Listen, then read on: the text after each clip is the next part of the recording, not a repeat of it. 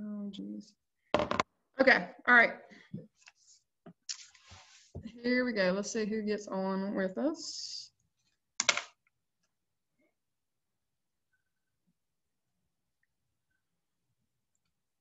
Oh, I got them coming in the waiting room. Here we go.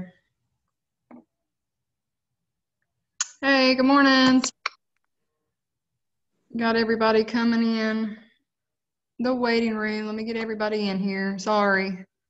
Got distracted. Mr. Moore started talking to me this morning and got me distracted. Oh. Sorry. It's because we're in the same room together. That's why it's doing that. Okay. All right, guys. All right, so let's talk about a couple of things. What all is going down with chapter 17. Again, you guys make sure that you ask any questions, anything that you've got. So let's kind of do a quick walkthrough. I do have to get you guys' October calendars out, and I do apologize that I did not get that to you yesterday. I got busy, and I'm still having to help just this week at the elementary school, and then after that, I will be here. Okay, so a couple of things really quick, because we're getting ready to do a transition after this week. So next week, sophomores and freshmen come back on A/B schedule. You guys, unfortunately, still have a couple more weeks to go. But I am going to have to change my Zoom times because I do have a first block that is coming to me, and first block is from 9 to 10. And I won't be able to jump on for our usual 10 o'clock Zoom because I have to clean and sanitize my room as soon as they leave and get everything straightened back up. And I don't know how long that'll take me. So we might have to move our Zooms a little bit and do a 10:30 and an 11:30. And I hope that doesn't mess anybody up too bad with having to adjust those times just a little bit. So we will, for the most part, we will be able to keep our same routine next week.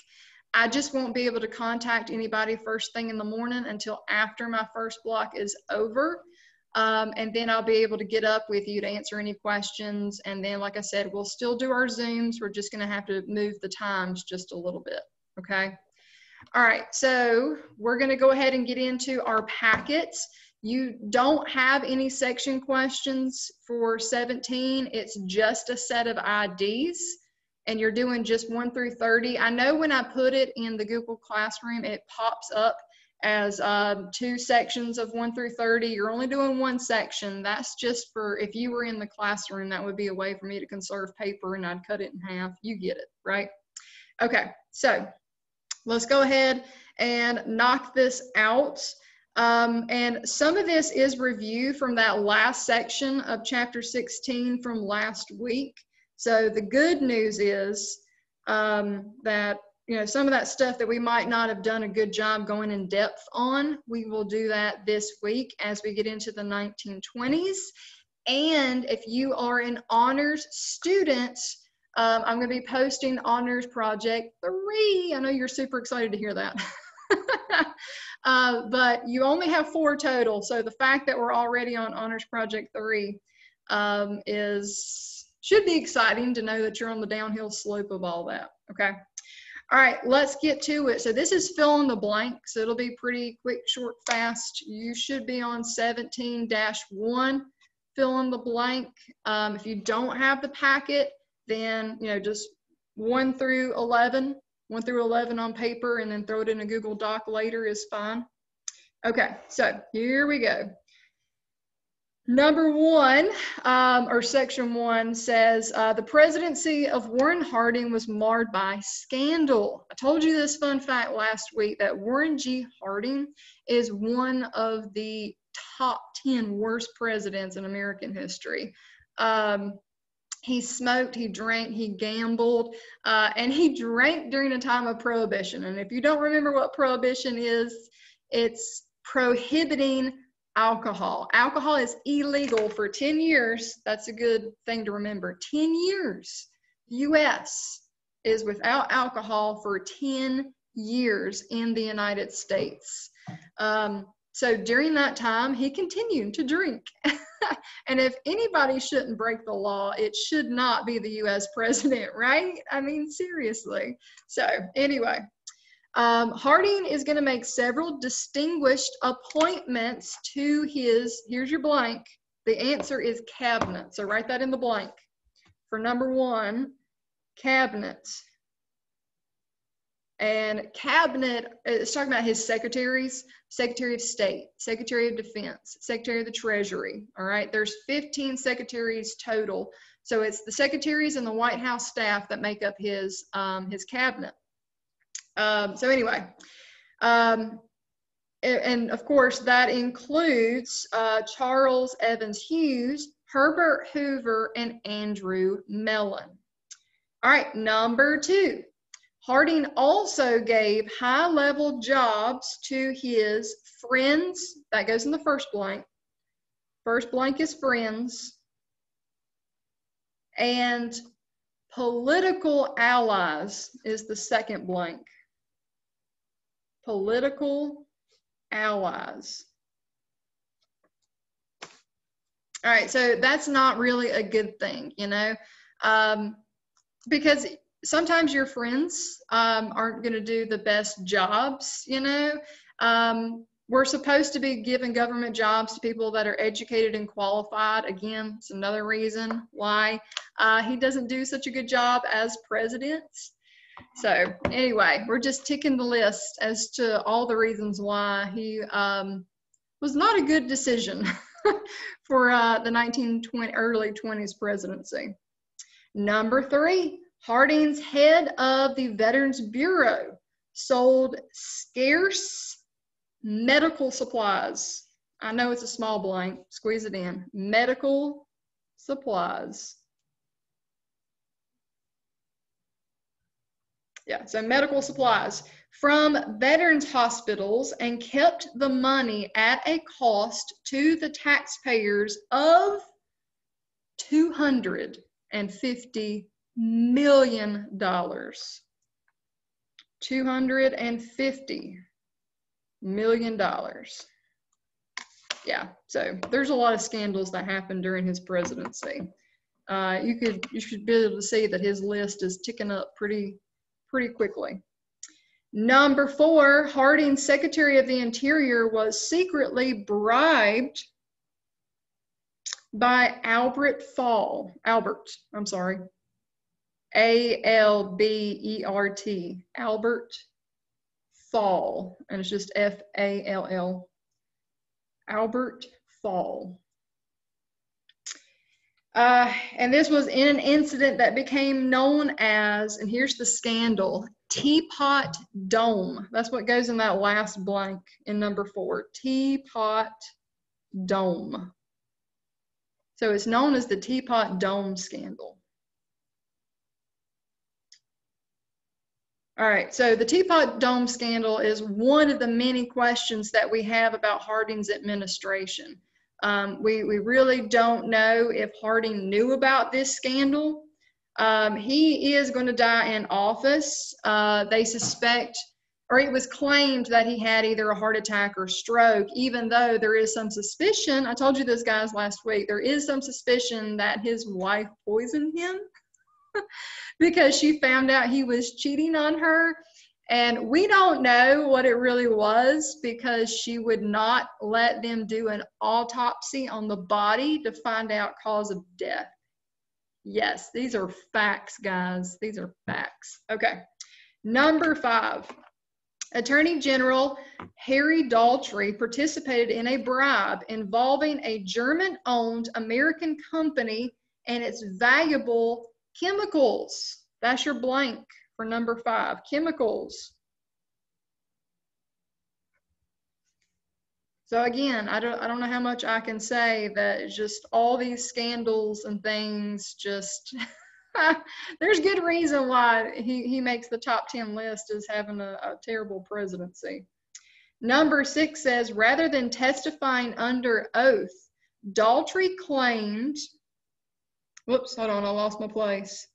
Claimed immunity. All right, he pled the 5th, if you just want to write that down. He pleads the fifth. He says he has the right to remain silent. So it's up to you. He claimed immunity or he pled the fifth. Either one is right. On the basis of his confidential dealings with the president. He said basically, because of his secret information, he couldn't tell all these secrets, which I call BS on that, he's just getting away with it. That's all it is. All right, section 2, during the 1920s, the U.S. sought to promote peace and stability using economic policies and arms control agreements. Number 7 says, Treasury Secretary Andrew Mellon convinced Congress to create Bureau of the Budget. I know, I'm really sorry. That's a lot to squeeze in. But it is the Bureau of the Budget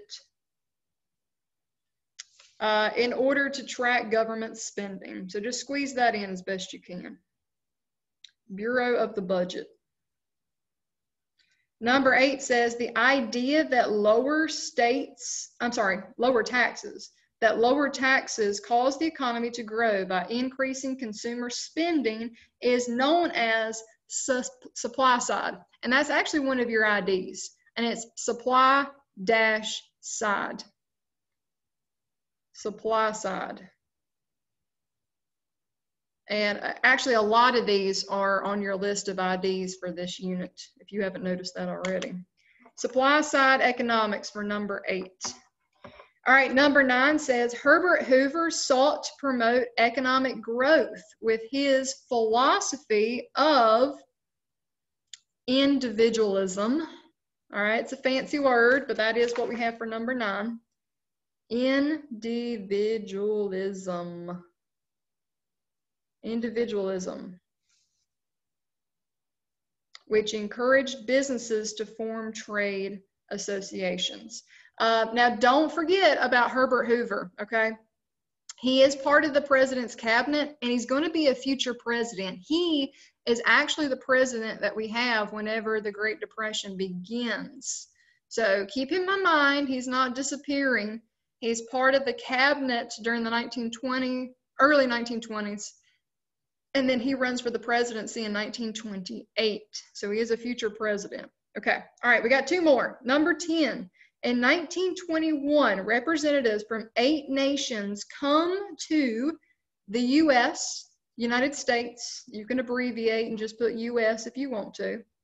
But United States, to discuss how to end their costly naval arms race. Number 11.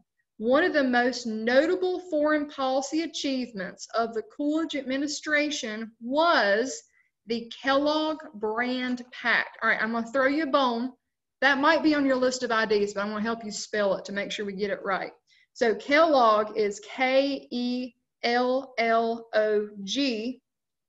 dash brand, BRIAND,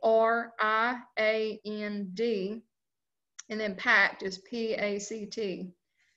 And so Kellogg Brand is actually the last name. That's the last name of senators who proposed this. So if you ever wondered why things are called certain names, it's because it's named after the person or people that come up with these ideas. Okay. Now, wait, we're not done because I want to discuss number 11. So number 11, the Kellogg-Brand Pact states that all signing nations would settle disputes by peaceful means. They're trying to outlaw future wars. Now, let's be very honest. Is that a rational sounding idea? Now, it sounds good. Everybody wants world peace, right? It sounds good, but can you honestly outlaw war and tell everybody no more wars? Really? No, it sounds good, but it's not realistic. It is not realistic. You and I already know, spoiler alert, that World War II is coming. Okay, we already know that that is coming. So this is not going to last that long. You know, this is going to last a whopping, maybe about 10 years before it's going to go out the window. and we're going to have World War II start in Europe first. It's going to start in Europe before we ever get involved, kind of like World War I started before we got involved, okay? But again, these are those little breadcrumbs that are going to eventually lead to World War II, okay? All right, let's talk about your packet really quick and what all is in your packet. So if you noticed, there's only 2 sections in your packets. There's a 17-1, a 17-3, a story, and then your reteaching activity. So we're going to skip around just a little bit. I don't spend a whole lot of time on the 1920s, not because it's not fun and not because there's not a lot of information, because there is, but because, well, it's pacing. We just don't have time. We don't have time to spend more than a week on each topic in order to get, in order to get everything in, okay? Especially since you guys know already what is coming, which is midterm. Midterm is coming. That sounds kind of like a scary threat. I don't mean for it to be. But midterm is coming, and this is one of the last few topics that we will discuss before midterm, okay? All right, so here's what my plan is. My plan for tomorrow is to hit 17-3, and then my plan for Thursday is to look at your reteaching activity, which I think should be the first page, maybe, the reteaching activity, and then we'll talk about the story on the back. So we actually are going to do most of this packet together, especially because all you have is IDs and you're defining the IDs on your own. We'll do most of this packet together, and you'll just make sure that you turn in your finished product on Friday before we get ready for next week, having a unit combo test on World War I and the 1920s. Now, before I forget, let me throw this out there, okay?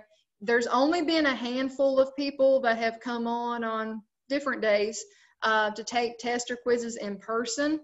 All right, I found out you can still come on campus next week if you are a junior or senior, okay?